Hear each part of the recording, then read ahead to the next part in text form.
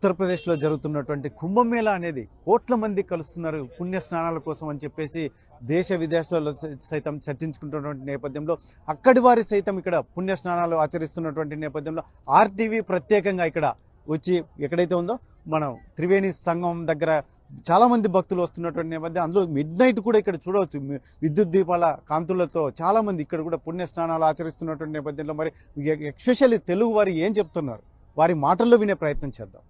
Emmenur bar అసోసియేషన్లో వృత్తిగా advocate వృత్తిలో కొనసాగుతున్నానండి. నేను ఆంధ్రప్రదేశ్ నుంచి ఈరోజు మార్నింగ్ వచ్చానండి ప్రయాగరాజ్కు. ఇక్కడ వసతులు అయితేనేమి, ఇక్కడ పరిసరాలు అయితేమి చాలా శుభ్రంగా మెయింటైన్ చేస్తున్నారండి. అన్నదాన కార్యక్రమం కూడా చాలా చక్కగా చేస్తున్నారు. ఎవరంతా వాళ్ళు స్వచ్ఛందంగా వచ్చి వాళ్ళ వంతుగా మేము సైతం ఉన్నట్టుగా ఇక్కడ చేయూతనిస్తున్నారు. ఇక్కడ యూపీ గవర్నమెంట్ ముఖ్యంగా ఇన్ని కోట్ల వేల మంది జనాల్ని దృష్టిలో పెట్టుకొని ఎక్కడ ఏ అనర్థాలకు దారి తీసుకోకుండా చాలా పకడ్బందీగా సౌకర్యాలు సమకూర్చినారండి. అలాగే మన నాగరికతకు నిలువుటద్దంగా అఘోరాలు మరియు నాగసాధువులు చాలామందిని ఇక్కడ దర్శించుకున్నాము.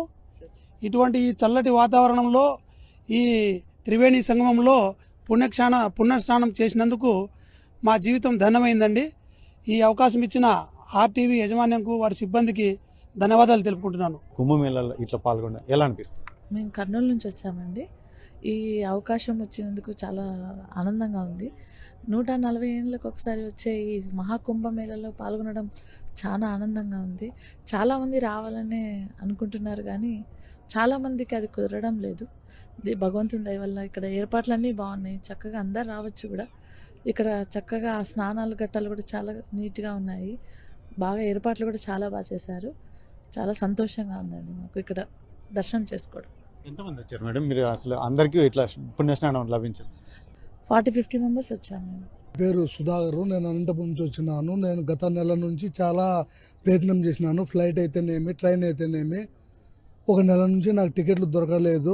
నాకు మునిరత్నం బస్సు అనంతపురం నుంచి ఇట్లా ప్రయాగరాజ్కి వేసినారు అని చెప్పి విషయం తెలుసుకొని రావడానికి 36 గంటలు, పోవడానికి 36 గంటలు అయినా కూడా మేము చాలా రిస్క్తో కూడి ఇక్కడ ప్రయాణం చేసి వచ్చినాము. ఇక్కడ కోట్లాది మంది ప్రజలు, పిల్లలు అయితేనేమి, వయసు మీరిన వాళ్ళు అయితేనేమి చాలా ఆనందపూర్వకంగా వచ్చి ఇక్కడ దర్శనాలు చేసుకొని నీళ్ళల్లో స్నానాలు చేసి చాలా సంతోషంగా ఉండడం జరిగింది.